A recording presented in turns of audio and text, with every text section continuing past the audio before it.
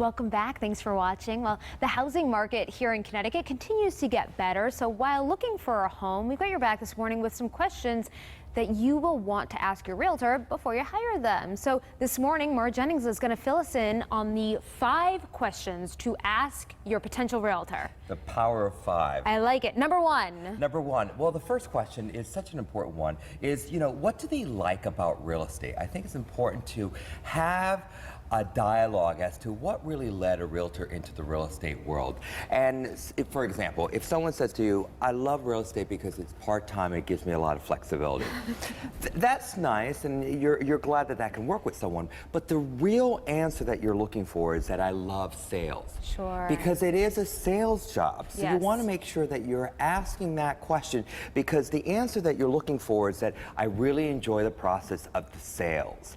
Because you're looking for someone to sell your house. A salesperson understands the follow-up, understands the proactiveness that you have to have in order to sell, whether it be a small product or a home. So they have to be a little bit of a shark, is what you're saying. Well, shark is, a strong word. I like to say that I said a little bit of one. They have to swim in the ocean, but they also have to understand that when they're in that ocean, they have to stand out. So yes. They have to be aggressive to a certain manner to understand it, take your home above everybody else. An aggressive level that you're comfortable with, obviously. Yes, most definitely. Yes. Listen, bottom line, people want their top dollar, so they want someone, if it is a shark, to get you your top dollar. No one's going to complain about that. That's right. What about your social media presence? That's important a big too. one. That's a big one. There's a lot of realtors out there that will have a fan page, and they'll have, 20 people on it, or they use their social media platform for a way to, express their family values or their political values. That's kind of, a little bit, not for what it really should be intended for when you're a realtor. A licensed realtor should use that opportunity of building a network. Very important to communicate and get information out there to people. That way your home could be part of that. So you want them to have a huge presence in all the different avenues. I like this next question. How will you describe my home? I think that's a tough one for realtors. I see a lot. Lovely bedroom, gracious backyard. You need something that is romantic and also going to elevate this house from everything else out there. So ask for a writing sample of a description of how would you write about my home. Ah, I That's like a that. good way. That's a good little test there. Right. How many clients do you have? Oh, you know what? This is an important one, because if I said to you, I have 50 houses I'm selling right now. Sounds impressive, right? Sounds impressive. Yeah. But what sometimes happens, if you have 50 houses that you're responsible for, you want to find out how long those houses have been on the market. You want to also find out, do you have help?